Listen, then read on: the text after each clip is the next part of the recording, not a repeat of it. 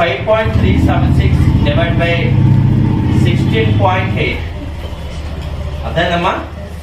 అంటే చూడండి 168 into 32 is equal to 5376 అయితే 5.376 divided by 16.8 ఎంత అని అడిగారు.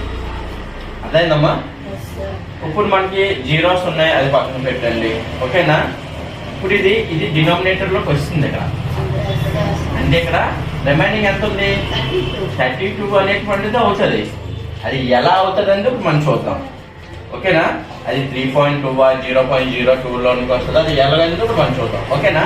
ఇక్కడ ఎన్ని వాల్యూస్ తర్వాత ఉంది పాయింట్ అంటే 5376 డినామినేటర్లో 3 జీరోస్.